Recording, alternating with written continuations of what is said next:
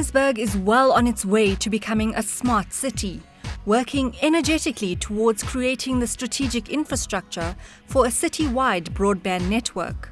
A smart city in the context of an African citizen city that's able to use the broadband infrastructure, that's able to use smart technologies to meet its needs. And for us, smart city is about our ability to improve the quality of services that we provide to our people. It includes e-health facilities.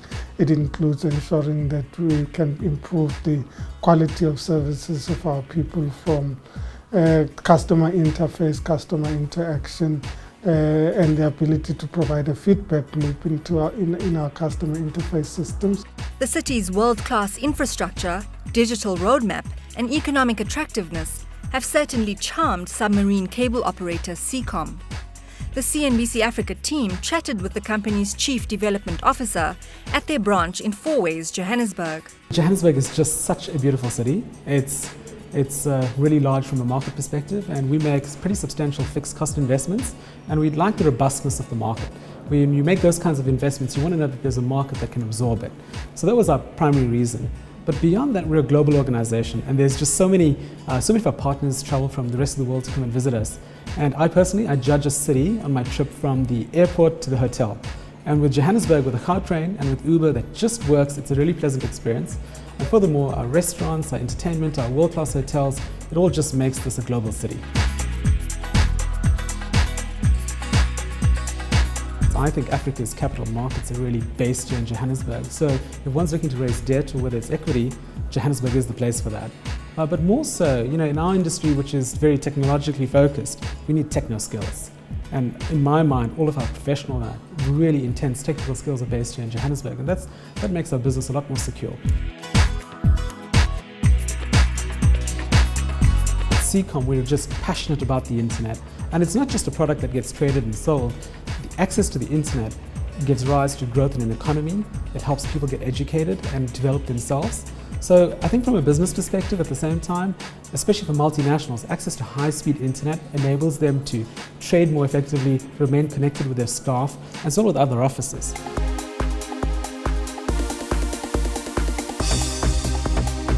As the digital revolution continues to sweep the world, the city of Johannesburg has been rolling out infrastructure to keep its citizens connected.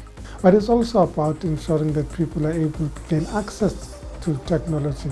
We're rolling out smart city initiatives such as a wireless mesh over Braamfontein, so that we're able to cover the entire youthful precinct of Johannesburg with a wireless mesh of free Wi-Fi access. We've got free Wi-Fi hotspots throughout the city of Johannesburg that are being rolled out. So it's smart from the point of view of creating access to communities that historically haven't had access.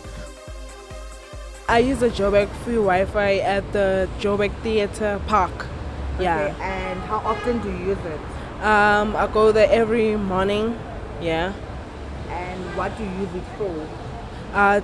To connect to the internet and also WhatsApp and Facebook. I only used it once, so it was quite interesting because the speed is actually good, and you get like 100 megs a day, and then when it finishes, you can come the following day again and get 100 megs. I mostly use it most of the time during the week on weekdays. I mostly use it to check my email and my school stuff, like on online, what's going on.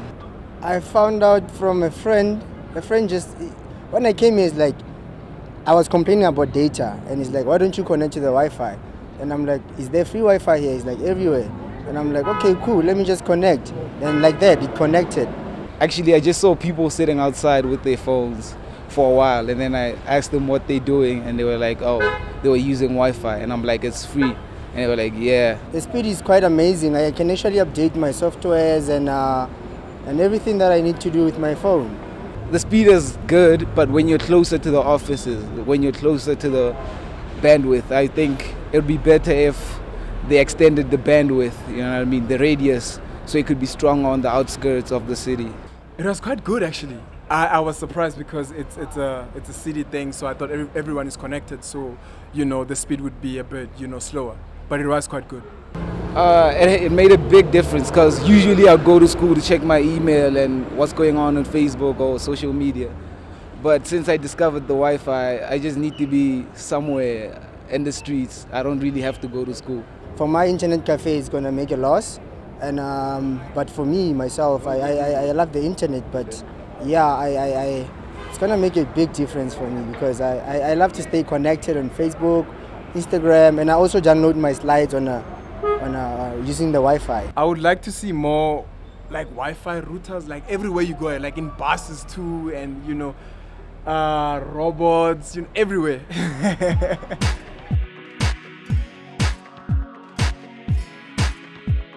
Well, we're seeing an increasing number of people that congregate in the areas that have free Wi-Fi hotspots and the wireless mesh. We're quite excited because you measure it by the number of people that you literally see on site. And on a daily basis, as we increase the number of sites that we have more and more people that are utilizing the digital platforms that we create. The wireless mesh is just one of the smart initiatives being implemented. We've created the Joburg Cloud that creates a cloud-based platform for people to be able to access municipal services and infrastructure, but also access other applications on the network. So smart cities are about what you're trying to use technology to achieve, and we're trying to achieve access, we're trying to achieve the reduction of cost, and we're trying to achieve improving the quality of service that we provide to the people.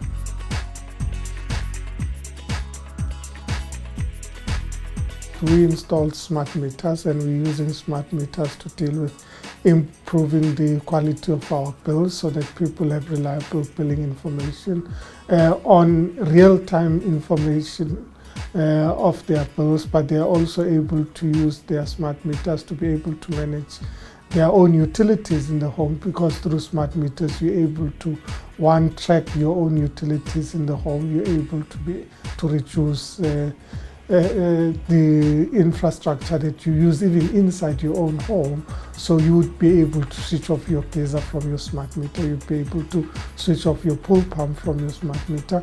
So it's a facility that enables the homeowner to take greater charge from one gadget if they use it optimally. But we've also used it for purposes of mitigating load shedding. For example, we introduced the system that deals with load mitigation, so that we're able to reduce the impact of load shedding on the people of Johannesburg by switching off remotely the amount of electricity that we're supplying to the household and give people the choice of energy that they would be able to use. With technology continuously evolving at such a rapid pace, a smart city may come across as daunting for the tech laggard. And that has been a very important issue, that we ensure that we're able to create digital literacy and enable people to use these technologies optimally. We've deployed digital ambassadors throughout the City of Johannesburg. It's a partnership that we have with the University of Johannesburg, where we're training 3,000 young people into digi enterprises whose primary mandate is to ensure digital literacy, to enable people to know how to use their gadgets optimally. The reality is that many people have smartphones, but they don't use them optimally. And the role of our digital entrepreneurs, the digital ambassadors, is to ensure that they empower people on how to load applications on your smartphone, how to use the applications, how to navigate the internet, how to set up an email address, how to access the cloud-based platforms, and so on. And that digital literacy is important, so that it's not just about infrastructure access, but it's also about creating knowledge and the experiences that people need so that they can take advantage of the opportunities.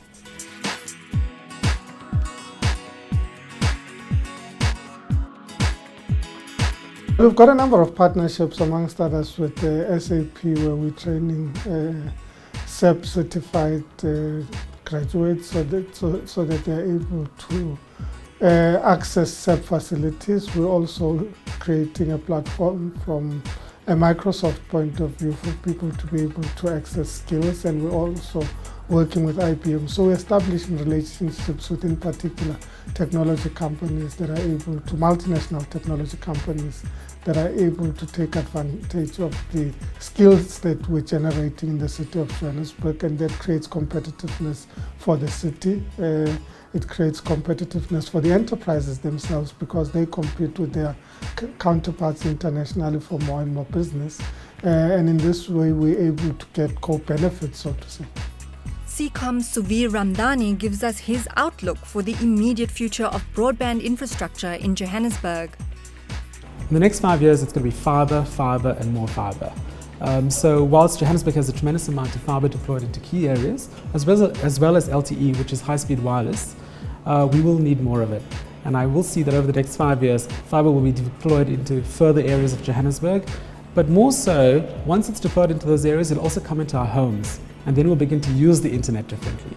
In 20 years' time, what we're seeing in the latest science fiction movies may not be that far-fetched. Well, Johannesburg in 2040 would be a significantly different city. Would be utilizing smart technologies to access almost everything that we have. Would be able to literally use your gadget in your hand or even your watch, so to say, to be able to manage your instruments at home, manage some of your work environment from a single platform.